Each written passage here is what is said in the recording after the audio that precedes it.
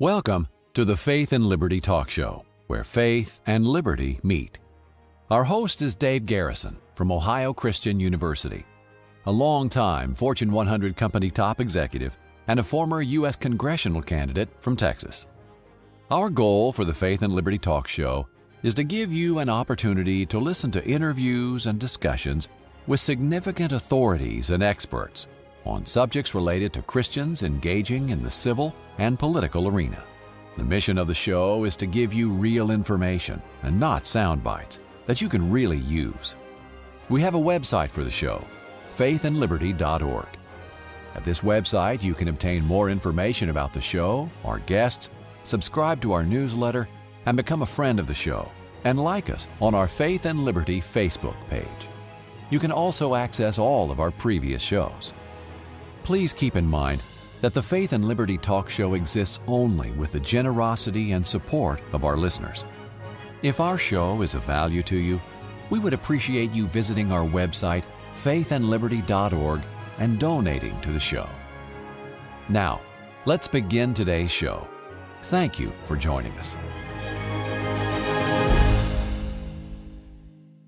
Today we have with us Mike Riddle, who is the president of the Creation Training Initiative, and he is also a full-time apologetic speaker for Answer in Genesis. Mike has a degree in mathematics, a graduate degree in education, and he's been involved in the creation ministry for 20 years. Isn't that right, Mike? Now it's even more. It's over 30 years. I'm getting older. Mike was in the computer field for nearly 25 years and worked for such companies as Microsoft, U.S. Sprint, Unisys, and a captain of the U.S. Marine Corps. And as we talked before the show, you're a national champion in track and field, and you ran against Bruce Jenner even, didn't you, Mike? That's right. Those were the old days. The old days. Well, you look in pretty good shape still today. Do you still do a lot of running? And still do some running. That's so I can stay up with my grandchildren now.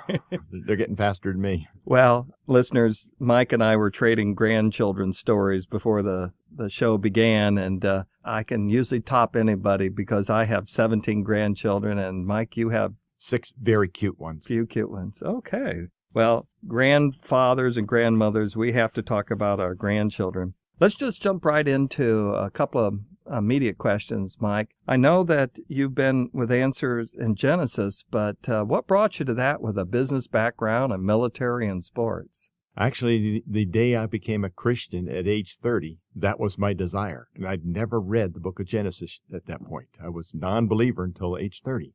So I have a little bit of, I had no history in it, really. My wife had drugged me to church a few times, and all I heard were stories. So I could see that as a non-believer, that all I was seeing in church was stories. I couldn't see why anybody would want to go. So what actually, how did the Lord bring you to Him? Well, it goes back a little further. As you said, I used to be an athlete. Those words used to be. And one day I was in the gymnasium lifting weights, and a man came up and sat down beside me in that gymnasium and gave me the gospel presentation. Then he asked me some questions, and I answered all his questions wrong and ignored everything he had to tell me because I had no room in my life for God then. 7 years after that, I was on a business trip in computers and went to Indianapolis. Got done, worked late one evening, got back to the hotel room, got in bed. As I lie there that night, I finally understood the message that man gave me 7 years earlier. That's the night I got on my knees and professed Jesus Christ as my Lord and Savior. And after a while, I got back in bed, and I still couldn't go to sleep. I had a strong desire to teach the book of Genesis, which I had not even read yet. So I reached into the drawer in the hotel room, pulled out the Bible, and began reading the book of Genesis. And I was reading it, it dawned on me, if I can't trust these first chapters for what they really say, there's no reason to read the rest of the Bible. I won't trust it. Or some, not all, but some of what I learned at universities may not be true. So I had the opportunity to travel all over the country, not stop and talk to these scientists and professors, not ask them questions about evolution.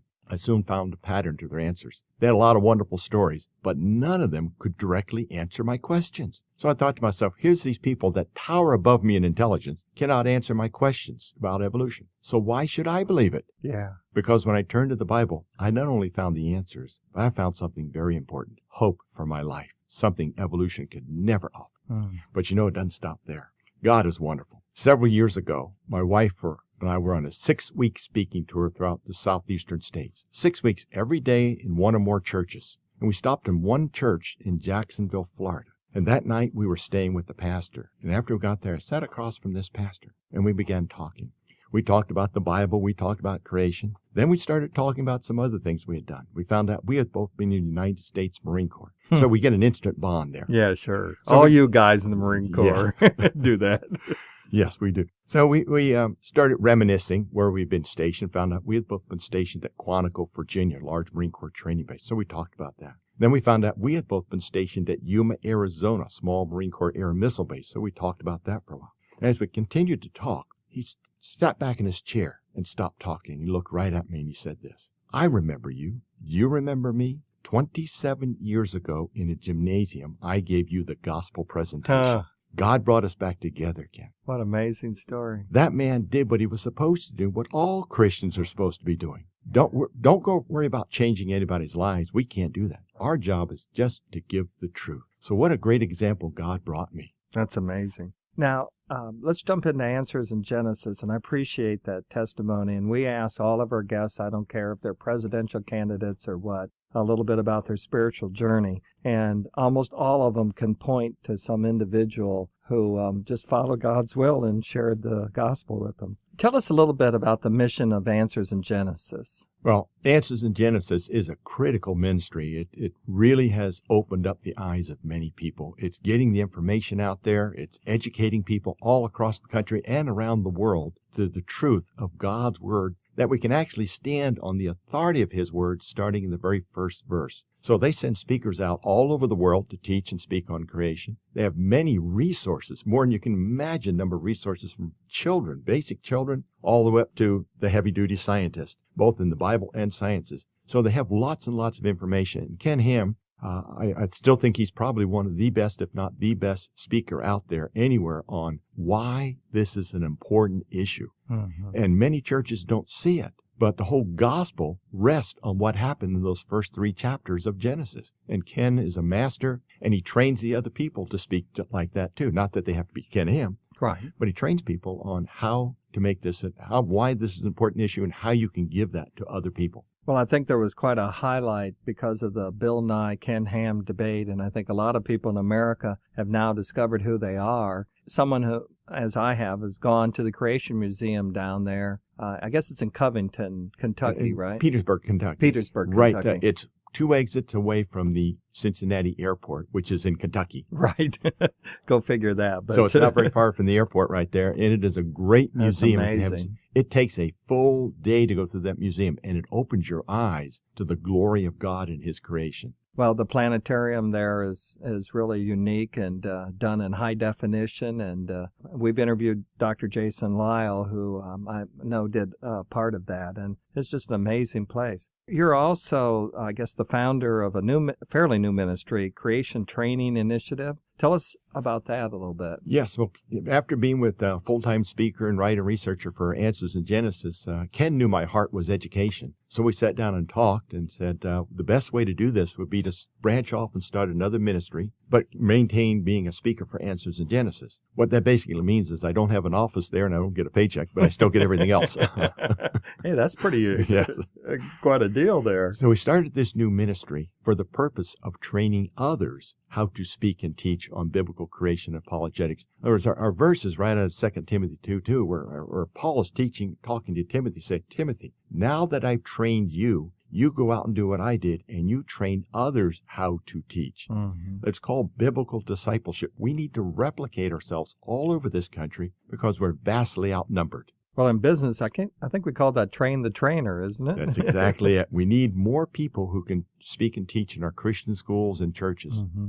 Well, as you and I talked at lunch today, I think there's an explosion in apologetics. And I've seen this through some of the conferences we've attended, some of the speakers we've had on here, like Dr. Jason Lyle and Ken Ham and Randy Galuza and a number of others. Just an amazing transformation. Why do you think apologetics has just kind of exploded recently? Well, I think that has something to do with, again, Answers in Genesis, being somewhat of a leader there on getting the apologetics issue out there and making it understandable to the layperson. Before, it was very philosophical and very hard to learn or understand because all the new terminology people had to learn, even for the college student. but Ken brought it down to the basics, answering questions such as, how do you fit dinosaurs into the Bible? Answering that challenge. How could Noah fit all the creatures on the ark? And who did Cain marry? Yeah. Well, I think those are questions that Christians have had for a long time. I kind of wonder if someone like Richard Dawkins, who wrote The God Delusion, hasn't highlighted this for some non-believers. And I think Christians are getting a lot of questions by people that are hearing some of these views, we'll call them. You think that enters into it, that maybe it's our culture and some of these atheists out there who've gotten fairly popular? Oh, I think definitely it does, because Dawkins and some of these atheist websites out there, basically what I say, set their people up for failure. If you know what you're doing. See, if a Christian understands apologetics, they'll see right through Richard Dawkins' arguments, because they're really poor scientific, terrible arguments. And one of their leading websites, I don't want to give it because people don't need to go there, but one of their leading websites sets the people up for failure. They use terrible science and don't understand the whole issue of apologetics anyway. For instance, show me any evidence God exists. That should not be a hard one for Christians to respond to. That's an open invitation to evangelize. Mm-hmm. Or why do you believe the Bible, not other religion books? That's a great opportunity to evangelize. Yeah, I remember kind of the epiphany I had about this, even in the workplace, is when the Da Vinci Code came out. And all of a sudden, non-Christians who know that you're believers, even in the workplace, would start asking you questions. And it just gave us a wonderful opportunity to share the faith. And I've told some pastors, I've had more opportunity in the business world and in some of the other, even the political world, to talk about Christ than I ever did as maybe a youth pastor in some cases. So just opens things up. The sad part is most Christians are not equipped to answer these challenges that Dawkins gives out. So they're unaware that he's giving bad science and bad apologetics. Well, I kind of wonder, and Mike, you and I are not too far from, our ages are pretty close, I should say. We both dye our hair white. There we go. I think when I was a teenager, or maybe even when I first went to college, most people, if you said, well, it's in the Bible, they fairly well accepted it. Today, I think the culture is kind of flipped, where they don't just immediately accept the Bible. Aren't you seeing that yourself? I see that a lot. The problem with that earlier days, it's in the Bible, I believe it, is a lot of people didn't study. Right. They didn't do, as 1 Peter 3:15 tells us, to have a ready answer, or apologia. It's the Greek word apologia. In other words, have a ready defense. Right. That's a biblical command to do that. And we just kind of let that go, and it got us in our situation we're in today, where many of our Christian youth are leaving the church today because we don't have enough teachers. And I know David Kenneman, who acquired the George Barna and does all those surveys and things, he's kind of dispelled the myth that, 75% or some other large number of students lose their faith in college. He's saying many of them, maybe a third of them, have lost it before they're even the age 16 because of what they've been exposed to either in the media, the schools, or you think the culture has really had a bad influence? It has in many different respects. We got the news media bombarding them with evolution and all kinds of other things, such as the gay rights and the abortion issues. Mm-hmm. Then they have the public schools, where the only thing they learn is evolutionism. And then they see it from their peers over and over again. And unfortunately, it's in the churches too. Well, as the dean of the School of Business and Government here at Ohio Christian, one of the things that when I started teaching here about 6 years ago, I was amazed at how many young people really do want to know the truth and feel pretty much adrift. I think a lot more, even though I've kind of existed in the 60s. But I think there's really a hunger for the truth, and not just among young people. I see that people even our age in the church today. Yes. When I go to teach a group of youth, high school students, they come alive when they start hearing there's answers in the Bible. Yeah. Isn't that wonderful? Let me ask you this question, and it's kind of a setup here. Many in the scientific community refer to science as fact or factual, whereas the creationism is faith-based. How do you react to those statements? Well, there's a very interesting piece there they call evolution of fact. It's easy to respond. Can you show me? I call this a power question. And I didn't invent it. I borrowed it. That's what we do in computers anyway, my computer career. We don't ever steal anything. We pirate it. There you go. But here's the question I'll give them. Can you show me any observational evidence for evolution that does not require me to use faith? Well, no one ever saw the Big Bang. No one ever saw the first cell originate by naturalistic process. We can't even get a protein, let alone the cell. No one ever saw one creature changing into another. No one ever saw millions of years. So what do they have? Nothing. But they'll claim that Christianity is anti-science. What's your response to that? There I'm going to ask them, what is your definition of science? In other words, they're making themselves the so-called lawgiver right there and judge. I want to know what their definition of science is. Then we can start talking about science. Mm-hmm. That's what you would call basically a logical fallacy. Can I use one of those big words? Oh, go for it. Equivocation. We're here with Mike Riddle of Answers in Genesis, and after a few words from our sponsors, we'll rejoin the conversation. You are listening to the Faith and Liberty Talk Show. We hope you are enjoying this week's show. After a short break to hear from our sponsor, Ohio Christian University, we will rejoin our host, Dave Garrison, and this week's guest. Ohio Christian University is one of the fastest growing universities in the nation, offering undergraduate and graduate degree programs fully online in the areas of business, psychology, chemical dependency counseling, nursing, and ministry. You can earn an accredited, relevant, and affordable online degree, all from the comfort of your home. Now is the time to prepare for your future and earn your degree with Ohio Christian University. Call today at 855-OCU-GRAD or online at ocuonline.com. You are listening to the Faith and Liberty Talk Show, where faith and liberty meet. Now, back to the discussion with our host, Dave Garrison, and this week's wonderful guest. This is Dave Garrison, host of the Faith and Liberty Talk Show. We're here with Mike Riddle, and we are rejoining the conversation.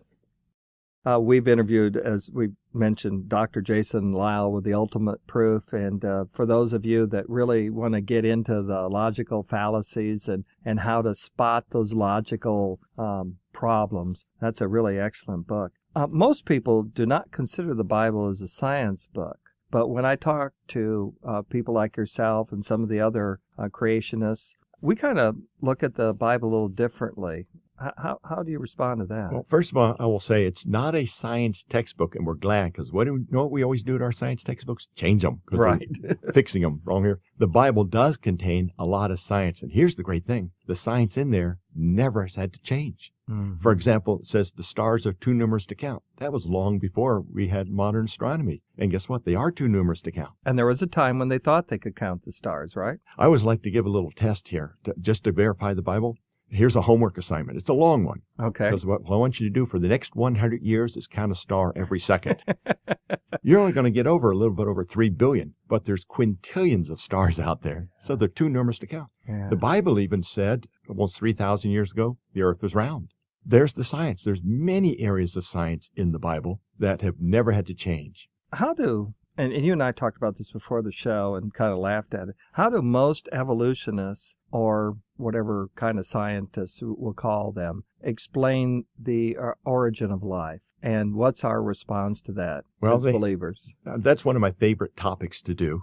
Great. I do it in college and universities, secular universities. I've done it in front of NASA scientists, and they're dead in the water on this issue. They know it. So what they will do is employ tactics. And I've had this used on me. Okay. The origin of life has nothing to do with evolution. Now, you have to understand where they're coming from. Darwinian evolution deals with biological change. The origin of life is a chemical problem. Mm-hmm. So they think they can weasel out of that argument. But here's what you do. The whole Darwinian model of evolution is dependent upon that first cell evolving by naturalistic processes. If you can't tell me how that first cell got there, your whole model is resting on a faith issue. And even a cell is so highly complex that we don't even understand all that's in one cell, let alone how it came into life, other than the explanation that God did it. See, I don't even get into the cell. I just talk about one biological protein, which no scientist in this world has ever been able to do. Just one by naturalistic processes. But, I think the media is a little bit complicit in this, because whenever some scientist comes up with some sort of study, experiment, or whatever, that they'll over-report it to make people think, oh, well, yeah, they did find the God particle, or they took chemicals and somehow life sprouted. Because you talk to most people and they'll think that there have been experiments that shown some of this. Well, what you have to do is, it's a style of reading. You have to learn how to read specifically. And this is very typical, even in textbooks. The headline is very sensational to grab that. They do that on purpose. The first paragraph might give it some support, but after that, you'll see what I call these fuzzy words. We believe, we think, could have, should have. My opinion is. I teach a whole thing on fuzzy words and magic words. And what it shows is they have no observational evidence. So they overstep their bounds right away. What advice would you give to our listeners for when they hear some of these claims? And, right now we're hearing about water and potential life on different planets. And what would you explain to them that they could do to get prepared for their neighbors who might ask them about this? Well, let me give you a quick solution to the water thing, then I'll talk about the preparation. Number one, they talk about water here and water there, life. Well, water is one of the worst places in the universe for life to originate. Water cannot start, or life cannot start in water, because there's a little process called, and here's one of those big words again, hydrolysis. Hydro means water. Hydrolysis literally means water splitting. As soon as any of the components of a protein started coming together, within a matter of weeks, they would have all been destroyed. See, water destroys molecular bonds. So life could never start in water. They don't teach that in the schools. No, they teach the opposite of that. Right. But what we need to do to prepare ourselves is, number one, we need to get somebody in the churches around the country who can teach a basic course on creation. We don't have to be a scientist. You don't have to be a scientist to teach creation. You have to understand some of the basic principles, but first and foremost, you must understand the Bible and take it as your authority. But when somebody comes up and makes a claim of evolution, as Christians, we should be like Bereans. Go back and see what the Bible says. If it does not agree with the Bible, then what they just said is wrong. Because the Bible explicitly states God is the creator of all things. Let me give you a verse here. Colossians 1:16, for by him all things were created. And it goes on to say things that were visible and invisible. That covers everything. To say that the stars evolved by natural processes, that didn't happen. There's no known way for stars to evolve into existence. But on day 4 of Genesis chapter 1, day 4, it states, of God, and he made the stars also. See, the Bible teaches God made the stars. They did not evolve through naturalistic processes. So, number one, go back and check the Bible. What does the Bible say? Let's be like the Bereans there. That's our number one defense right there. Then, let's get ourselves trained. We're a group of Christians today in this country who've kind of forgotten about real hard training. And this doesn't have to be hard. We teach courses on basic creation training. Answers in Genesis has many materials. The Institute for Creation Research has many materials. Creation Ministries International, 3 big organizations, all have speakers and many, many resources. Then our ministry, Creation Training Initiative, we go around training others. And what our hope is when we leave, somebody in your church or Christian school will pick it up. And these organizations have full-fledged, heavyweight scientists as well, right? They absolutely do. We have astrophysicists, PhDs in cellular biology, geology, every area of science. We have PhD scientists, and most of them got their degrees from secular universities. So they are real scientists. Yeah, I've been really impressed with some that I've met and whatever. Let's go this way. We were talking at lunch, and you mentioned these 3 questions. I like those. Would you cover those? Yes, I specifically do this one in my basic creation training class or whenever I'm speaking to a group of teens. I don't want to make it a science class, so I make it something they can use in any area. 3 critical thinking questions when you're approached with evolution or maybe even another subject. Question number 1, how do you know it is true? That gets the other person to stop and think and reveal the source of their knowledge. So how do you know it is true? Or lack of knowledge. Or lack of knowledge, yes. So how do you know it is true? Number 2, has it ever been observed? Well, no one saw the origin of life, the Big Bang, or any other thing in evolution. So how do you know it's true? Has it ever been observed? And number 3, are you making any assumptions? And evolution is full of assumptions. Yeah, that strikes me of a term we've used on the show a lot, confirmation bias, because you look only for that which you feel confirms it. And I've heard this stated many, many, many times, and that is most scientists, and then they fill in the blank, How does that hit you? Most scientists, and that's true, most scientists do have a belief in some form of evolution or theistic evolution, so that's not a problem, but most doesn't always verify truth. Mm-hmm. And we've seen that throughout history. For example, a lot of scientists believed in Piltdown Man for a while. Right. And that was a hoax for Right. 50 years. It was a fraud, yeah. So we've seen many examples of things like that, such as, let's take a more recent one, junk DNA. Many scientists in most all our public schools were talking about junk DNA. What that is about 97 to 98% of our DNA is useless. It's left over from our days of evolving, since only about 2 to 3% codes for making proteins. Well, guess what we just found? And we've known this all along as Christians. God doesn't make junk. There you go. It's all useful, because some of that DNA, it doesn't code for making proteins, but it turns switches on and off at key times of our development. Sure. It's all very important, and they're finding it out now. But unfortunately, some of these public schools and universities are still teaching junk DNA. Yeah. Well, you know what I liked about those 3 questions, that you just did it right there by looking at junk DNA. I think those 3 questions can apply in a lot of areas other than just science. I mean, we've talked to many politicians on this show, and I think at least several of those questions would work for some of them. Yeah. It could even use it against a Christian. See if they really know why they believe what they believe. Yeah. So let's turn it around. We're here with Mike Riddle of Answers in Genesis. And after a few words from our sponsors, we'll rejoin the conversation. You are listening to the Faith and Liberty Talk Show. We hope you are enjoying this week's show.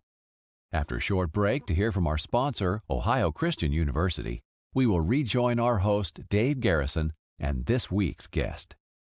Ohio Christian University is one of the fastest growing universities in the nation, offering undergraduate and graduate degree programs fully online in the areas of business, psychology, chemical dependency counseling, nursing, and ministry. You can earn an accredited, relevant, and affordable online degree, all from the comfort of your home. Now is the time to prepare for your future and earn your degree with Ohio Christian University. Call today at 855-OCU-GRAD or online at ocuonline.com. You are listening to the Faith and Liberty Talk Show, where faith and liberty meet. Now, back to the discussion with our host, Dave Garrison, and this week's wonderful guest. This is Dave Garrison, host of the Faith and Liberty Talk Show. We're here with Mike Riddle, and we are rejoining the conversation. Since I know people really like to hear certain evidences, let's go ahead and get a few of those out of the way, and then we'll get into a little bit more philosophy. But what do you think is probably the most 2 or 3 Achilles heels of evolution? Number 1 would be the origin of life. Mm-hmm. That would be the scientific terms. That is a killer. That's almost a showstopper. Really, it is a showstopper. However, we all know, and I won't say we all know, that we don't want to get into the word all there, but most of us know that evidence is not the issue. It's a worldview problem. Mm-hmm. It's a heart issue. It goes down to the heart. So origin of life would be a big one. Another one I like to use is, where did the matter come from to create this universe? Because from nothing, nothing comes. In other words, and for the universe to create itself is a major problem. Because number 1, if something doesn't exist, it means it has no power to create itself. And if nothing exists, there's no space to pop into existence. But the evolutionists will come back to you and say, then where did God come from? I love that question. I just love that question. That's why I threw it at you. It's my chance to open it up and give them the gospel. And I'll usually use a little learning tool on this. I'll say, I'm going to tell you where God came from. But let me start with, there are only 3 ways this universe can get here. What I'm employing here is the principles of 2 Corinthians 10, 4, and 5. We are commanded to bring down all strongholds and everything that exalts itself against the knowledge of God. So I'm going to bring their strongholds down and show them there's only one solution. So I'm going to show them that there's only 3 ways the universe got here. It could create it itself, it's always existed, or it had to be created. And we can show, right, we just went through, it can't create itself. That's just scientifically impossible and illogical. Could the universe have Otherwise, I'd grow hair. Yes. Could the universe have always existed? Well, that violates the second law of thermodynamics right there, unless the evolutionists don't want to believe in the laws of science. But as Christians, we do. That leaves only one place, and that is there had to be a creator. Now, where did God come from? Well, there's 2 possibilities. There was a greater God, and then there was a more powerful God who created him, then a more powerful God who created him. So we have a God create all things. Well, who made him? Well, super God made God. Well, who made the super God? Super God made the super God made the super God. And you go back and back and back. Or you just have one God who created all things. Well, that's where we come into one of these other big words or We use the principle of Occam's razor. Right. When we got more than one possibility, let's choose the simplest one. It's usually the best. Right. And that is, I am God and there's no others. So there's one God who created all things. Now, I actually teach a course where I give 5 powerful evidence for the existence of God. And one of those is the existence of non-material entities. What do you mean by that, Mike? Non-material things. Yeah. Things that have no mass. Right. And we can prove that. Physical mass. Yeah. Yes. And that's called information. Information is a non-material entity. It has no mass. It requires something material to hold it, but itself is non-material. Let's take an example. We take a CD or DVD, a blank one, and we weigh it. Then we take a CD and write the entire encyclopedia on it, and we weigh it. It weighs exactly the same. Information has no mass. So right there, we know that non-material things exist. How about logic? The laws of logic are non-material. They have no mass, but yet we see them all over the universe. So the fact is we do have non-material entities. That destroys the whole worldview of materialism, meaning all that exists is mass and energy. And we have other evidences we can use, such as can you give me a good definition between what is good and what is evil? The problem of morality. Now, I love to bring that one up when somebody says, oh, how can God call him good if he allows evil to continue? And now my statement is, what's your universal definition between good and evil? And the evolutionists do not have an answer. Only the Bible gives a universal answer to that. See, this is where the learning comes in. As Christians, we should be striving to get this information so we can be better evangelists. Incidentally, that's the whole number one purpose of apologetics, evangelism, not making ourselves look smart. But there are many evidences that God exists. The fact alone that this universe could not be here unless there was a creator, somebody who is not governed by the laws of science but created them all. That's powerful stuff. I appreciate that. Well, then on the converse side, or whatever you want to call it, what do you feel are the most salient evidences for creationism and a young earth and a 6-day literal creation? Number one, the Bible. That's got to be the Bible. Number one, because it is God's word. In John 17:17, thy word is truth. And it's all God breathed. So man penned it, but God breathed it to him. He inspired him. So number one is the Bible. Then you can just pick any area of science you want. We have it on our side. It can be geology, it can be astronomy, because let's go to stars. Where did the stars come from? Well, the evolutionists will tell us stars are forming all the time. How does that happen? Well, I'd love to go through this. A star nursery. We have star nurseries, or we have these great big gas and dust clouds out there, and we give them a name called nebula. And they rotate around and around and around. And as they rotate around and around, they begin to gravitationally collapse inward, and they say eventually form a new star. Well, there is a technical term for that. It's called baloney. That's a legal term. That's illegal. Okay. Because we know, based on observable and repeatable science, that will not happen. Because as a gas and dust cloud rotates around, everything out there is rotating around. They will begin to gravitationally collapse inward. But as they do so, they generate heat pressure. And we can measure the heat pressure is always stronger than the gravity and will always cause that cloud to expand outward. Even these so-called star nurseries like the Eagle Nebula, the Horsehead Nebula, we can now peer into those with infrared technology. And guess what they discovered? Too little gas, and it's all expanding. That's great. What about, you brought up some things. Let's go ahead and get those out. And in the Ken Ham, Bill Nye debate, this came up too about how did such things like ice cores, and what's your explanation for that? Because I heard a lot after that debate about that. Yeah, ice cores, they use that typically. It takes a year or longer to put these layers of ice down. Well, we know that's not true. We have found a World War II plane buried deep in an ice core, and it's only been a few years. Right. So we have actually seen and know that these ice cores, the ice layers, can be laid down many in a single year. So that whole idea is based on an assumption, here we go again, assumption that only one layer per year. That is not true. That has been shown to be false. So we have nothing to worry there. But here's another one I like to. You know, one of the best evidences we have today? Dinosaurs.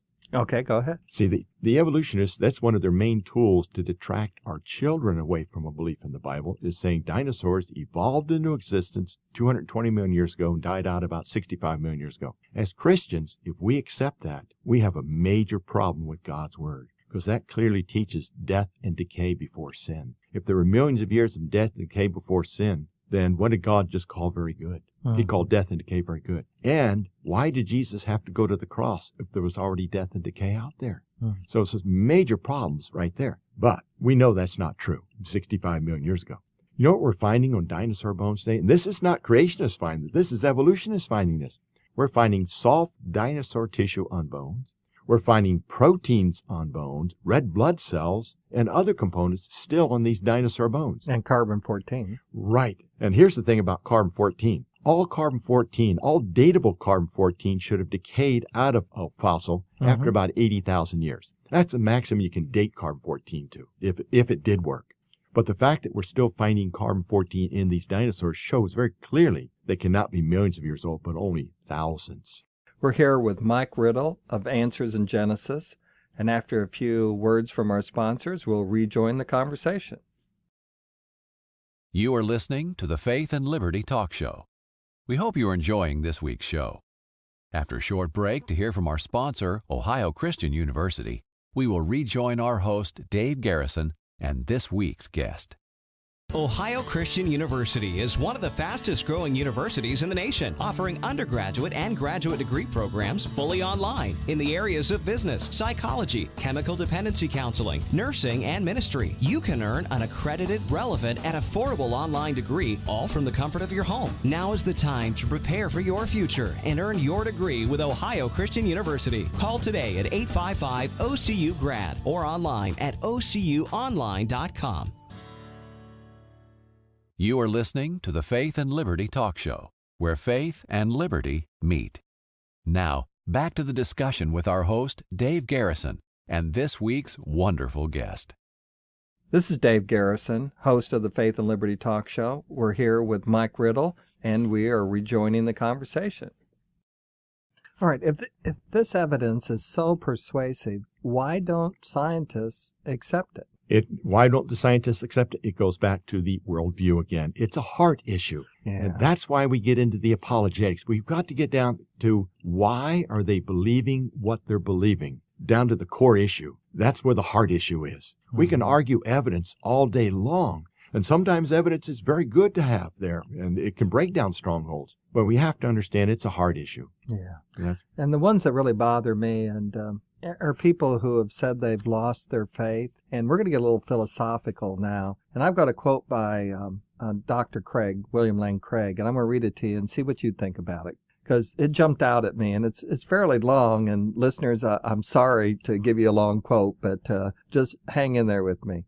Dr. Craig says, "I firmly believe, and I think the bizarro, in other words, crazy, testimonies of those who have lost their faith and apostatized bears out that moral and spiritual lapses are the principal cause for failure to persevere rather than intellectual doubts. But intellectual doubts become a convenient and self-flattering excuse for spiritual failure because we thereby portray ourselves as such intelligent persons rather than as moral and spiritual failures." Does that grab you right off? It sure does. All those big words and things in there. But what yeah, it's a little hard. But partly what it's saying there is we're not well studied. Yeah. And we think by appealing to evolution, we're going to look intellectual in the world's eyes. Exactly. And folks, that is a wrong thinking right there. You're not being intellectual by appealing and trying to look like you agree with evolution, specifically billions of years. No real scientist would believe in 6,000 years, we're told. Yeah, but maybe, and sorry to interrupt you, but maybe what would happen in some of the scientists' mind? Because I remember when I wasn't a believer, and maybe that's my assumptions or my confirmation bias, but I think a lot of them would say, if these things are true, then it means I have changes in my life I've got to make. I can't live it the way I want to live it, and I don't know that I can handle that. That's a whole nother thing, the spiritual and moral issue there. A lot of people won't come to Christianity because they have something in their lifestyle they do not want to give up.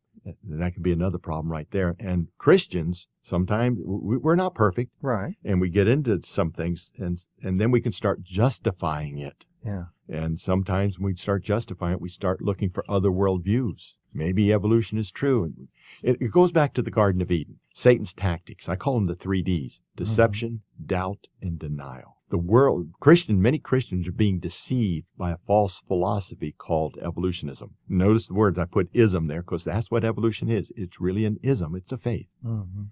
It cannot be defended scientifically. So they get deceived by that information. Then they start harboring doubts about what they really believe. And then they end up denying God's word. And that's where a lot of our youth, as you mentioned, are walking away from the church. But I think that's why they're willing to embrace a non-Christian worldview, too. Yes. But again, it comes back to, where are our teachers in the churches? We need youth pastors all over this country who can be well studied on this issue. Can you imagine what one youth pastor who knew this issue, what they could do? Oh, my God. Spending a year with those youth, we could have youth all over being evangelists and knowing this.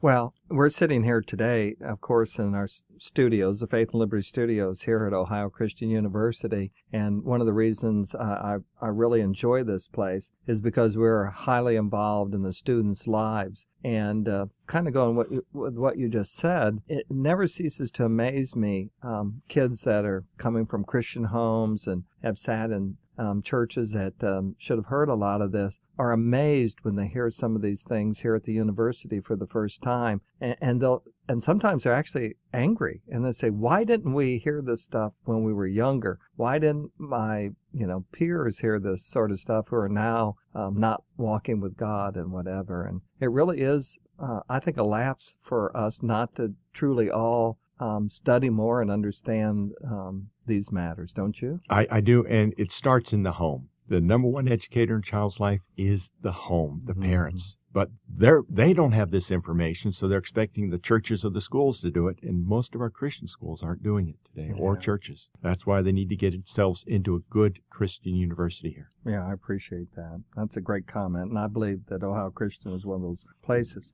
Now, do a little meddling here. When you and others and Ken Ham and Lee Strobel and the Jason Lyles and anybody out there who's engaged in apologetics are challenging evolutionists, aren't you actually challenging their faith? Yes, we are. And this is one of the things I talk about. When you're challenging somebody's faith, you don't attack them. Right. You ask them questions to see if they have answers for the hope that they have. So I always recommend never attack somebody's faith, because we don't want our faith attacked either. But we shouldn't mind having people ask us questions about why we believe what we believe. Right. Yeah, absolutely. I appreciate that. And here, some more meddling here. I have seen a couple of times that movie Expelled Intelligence with Ben Stein, and he talks about how many universities have people in them that not only are anti-creationists, they're actually persecuted young Christians that are in these universities. What advice do you give students who are in these universities with professors who are very anti-creation and anti-God and so on? Number one, before you get to that university, get yourself studied. I'm going to recommend a book here for anybody getting ready to go to a secular university. It's by Abby Nye, Abby Nye, N-Y-E. It's called Fish Out of Water. Abby wrote a wonderful book on her experience of going to a secular university. She thought she was ready, and she found out she wasn't. She was not as well studied as she thought she was. Yeah.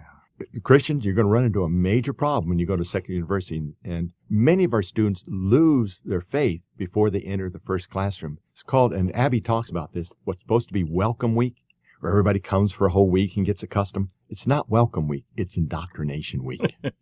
Because they're going to force you to be part of a group, and they're going to force you to think like the group, drop your religious experiences. That happens that first week. And many of them can't hold up against this. Then you get to the classroom, and you're going to hear professors state, anybody here Christian or creationist? You won't be when you finish this class. Right. I heard that even back in the 70s. See, our students are not prepared. I'm going to be very blunt here. There's no excuse for our students not being prepared. And I have a lot of parents come to me in tears because they raised their Johnny or Susie in the church, sent them off to the secular universities. Now their daughter or son won't talk to them anymore. They've lost their faith. We've got to get ourselves studied and trained. We're here with Mike Riddle of Answers in Genesis, and after a few words from our sponsors, we'll rejoin the conversation. You are listening to the Faith and Liberty Talk Show. We hope you're enjoying this week's show. After a short break to hear from our sponsor, Ohio Christian University, we will rejoin our host, Dave Garrison, and this week's guest.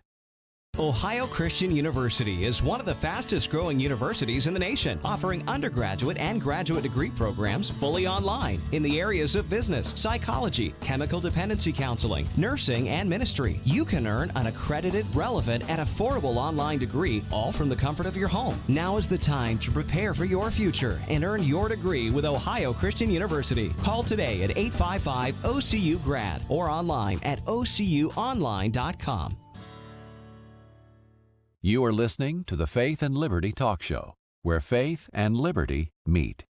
Now, back to the discussion with our host, Dave Garrison, and this week's wonderful guest. This is Dave Garrison, host of the Faith and Liberty Talk Show. We're here with Mike Riddle, and we are rejoining the conversation. One of the things that I heard from, I think it was David Kenneman at George Barna, that had studied how many hours young people do this and that. And at most, the church has maybe 2 hours. And yet, if you think about all the other hours they're involved in, many of them in public education or the media or some form of entertainment, that the overwhelming amount of time is in another worldview, and that we're almost like swimming upstream. That's right. That's what, again, that 2 hours, what they learn about Jesus, they learn about the Bible in those 2 hours, then they go to these public secular schools, or I like to call them state schools. Yeah. And what they learn is this: what you learned on Sunday is foolishness. Drop it. And here's these people have their degrees in science versus a Sunday school teacher or youth pastor who has no degree in science usually. Who are they going to believe? Yeah. They get worn down. Don't get the idea your son or daughter is going to be salt and light in there. They're not prepared for this. Some will make it, but very few survive.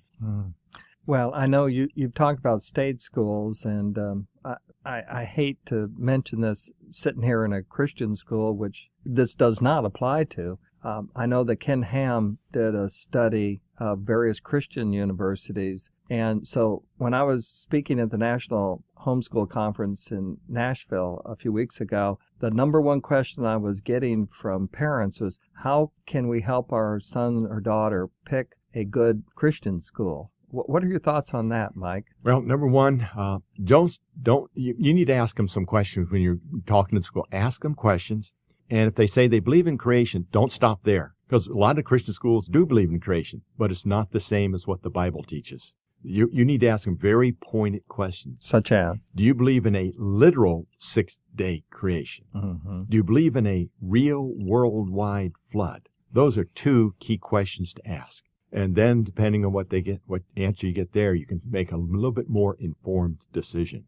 But doesn't that seem like kind of couldn't they be so wonderful in every other area? They certainly could be, but you could also come out very compromised. Yeah. Well, and the reason I bring that up is because I am familiar and visited a school last year, and that I'd heard all these great things, and I started asking a lot of those questions and some more. And I was really surprised and ended up saying to the head of this university, how are you any different than a state school? And they said, well, we don't really discriminate in our hiring. And, of course, we don't tell our professors what to believe or what to think. And I frankly couldn't see much difference. There isn't a lot. And I'm going to make a very bold statement here. Okay, go ahead. I love it. Methodology-wise, now get this, methodology-wise, most Christian schools, I'm talking all Christians level, are no different than public schools.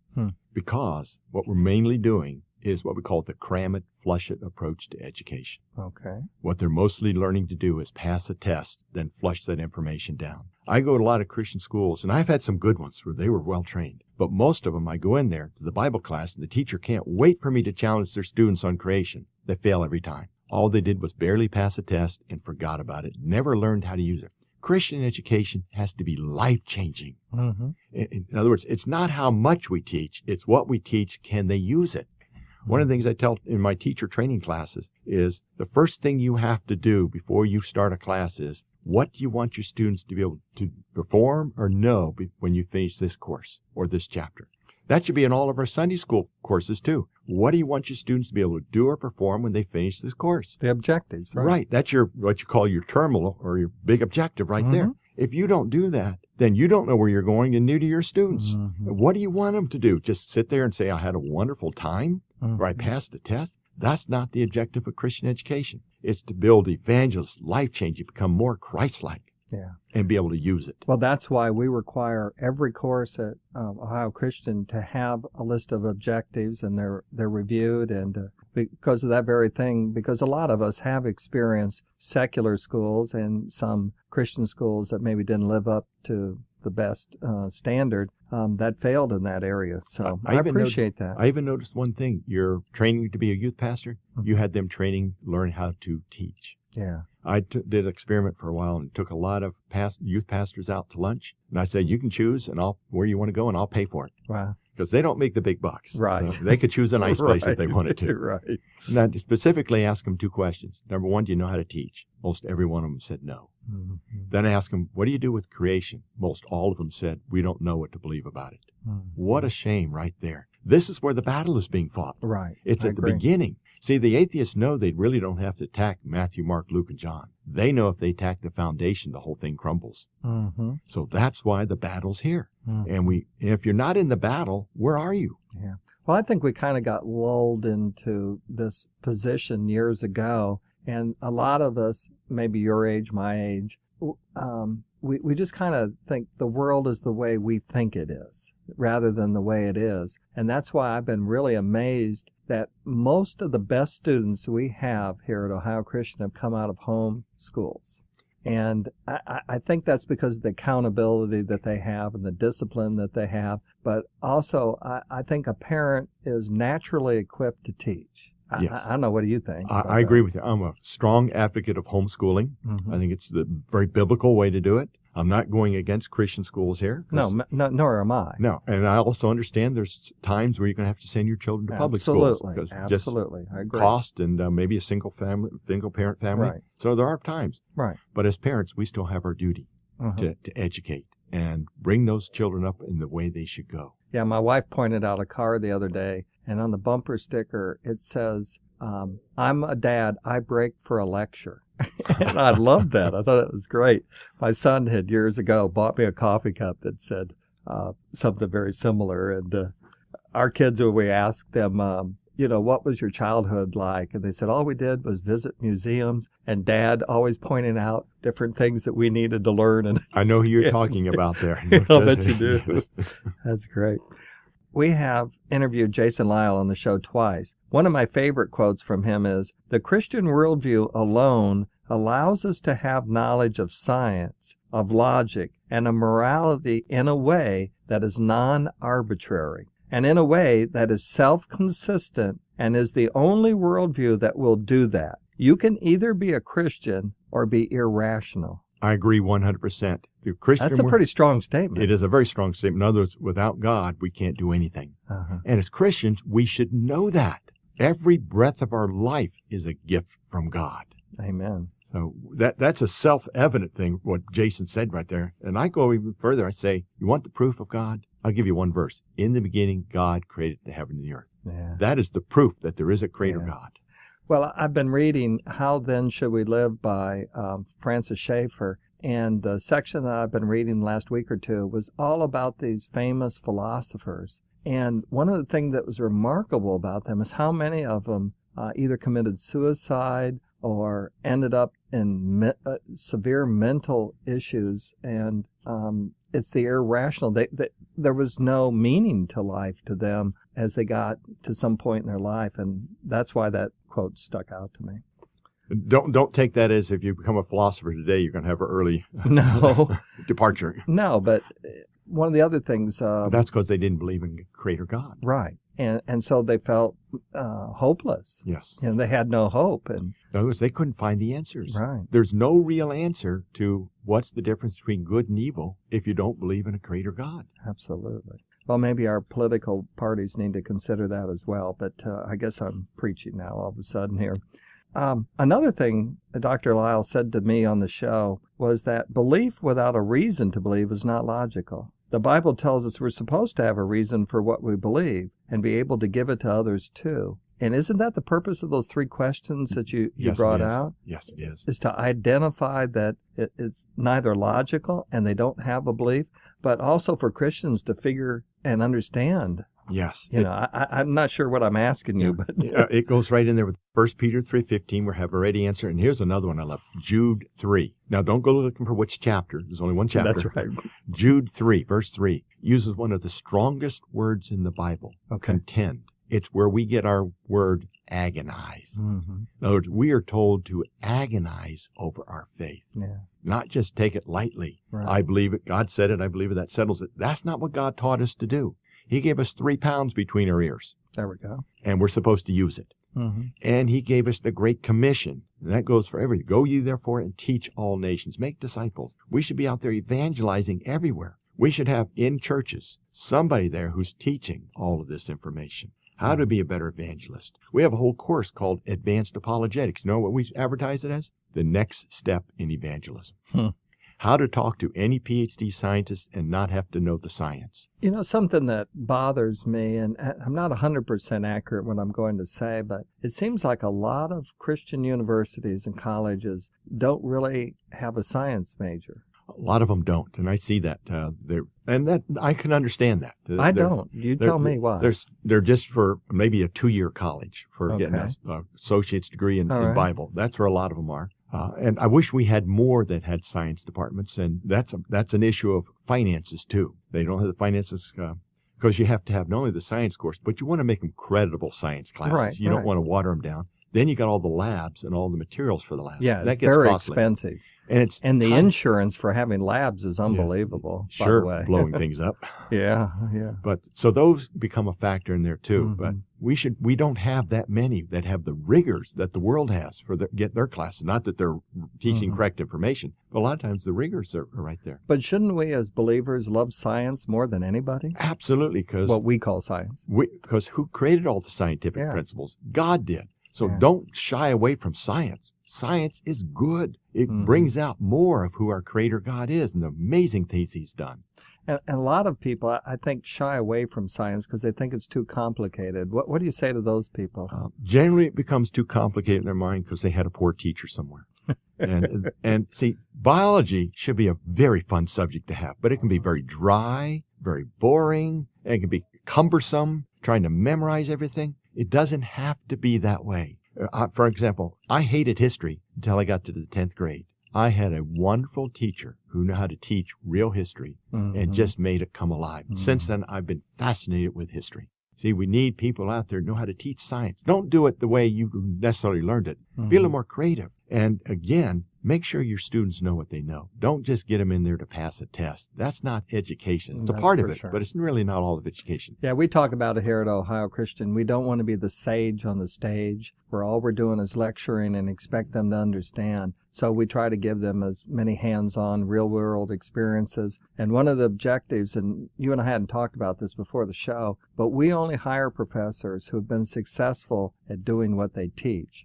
And it's not taken away from the academic credentials of people, but they don't have the stories. And what research has shown is that most students, when they walk away from college, will remember the stories that professors told them, particularly from their experience in real world. That's another area I talk about. We lack discernment in our hiring practice in Christian universities because we'll hire based on the number of degrees and books they've written, how popular they are, rather than do they stand on the authority of God's Word and what experience they really have there. And I think a lot of universities have difficulty because when they go out to look for someone, they generally find someone, and when you're looking for a PhD or having a doctorate in something, so many of them got them through secular universities, and so it does make it a little harder. And, well, hopefully that stuff will change with this new emphasis on apologetics. Now, there's one thing I'm going to ask you, and I know we're running short of time here, but I'm always interested for people who are out there mixing it up in the civil arena, mixing it up with evolutionists in your case, and you get attacked, and they say terrible, horrible things. How do you react to that? Well, first of all, I've been called more names and worse names doing this than I was in the United States Marine Corps. So I can't repeat some of them. There you go. I even have a brother who has cursed and sworn at me. I have two atheistic brothers. And but we have a secret weapon. It's called prayer. Yeah. They can't stop it. But one of the things, you have to learn to be a good listener. You have to understand, what is your purpose in talking to people like this? It's not to get emotional. Be a good listener. Eventually, they'll calm down a little bit, and you'll get a few questions in. And if you ask the right questions, it'll stop them in their tracks. Well, I think you really have a key there in asking questions. And I think that's one of the things I appreciated about The Ultimate Proof by Jason Lyle and some of the points that you've made today. And listeners, I hope you've appreciated many of the things that Mike has stated. And go ahead and repeat your website addresses, and we'll put a link up on our website to it. But I think people who are maybe listening to it on the radio today might like to hear that. Okay, our website is Creation Training. Well, the ministry is Creation Training Initiative. The website is creationtraining.org. All one word, creationtraining.org. And we actually have 30-minute videos out there, many of them on our website for free. Oh, that great. Everybody can watch. We were interviewed a lot of great scientists, even an astronomer, Dr. Danny Faulkner, cell biologist. We just interviewed Dr. Terry Mortensen. He's got many degrees out there. So we do a lot of interviews, and sometimes I just do a lot of teaching. For instance, the last one I just did, it'll go up next week, Disarming Darwinian Evolution. Fantastic. That sounds really great. Well, Mike, thank you so much for, first of all, following God's will in your life and listening to his call. Thank you for coming here to Ohio Christian, visiting the Faith and Liberty Studios. And thank you for being a man of God who stands up for the cause of Christ. Well, thank you very much. It's only because of God that I'm here. Okay, thanks for being on the show. On behalf of our host, Dave Garrison, I'd like to thank you for listening to the Faith and Liberty Talk Show today. For additional information about the show, please go to faithandliberty.org, where you can access previous shows, like us on our Faith and Liberty Facebook page, and access other resources. Please keep in mind that the Faith and Liberty Talk Show exists only with the generosity and support of our listeners.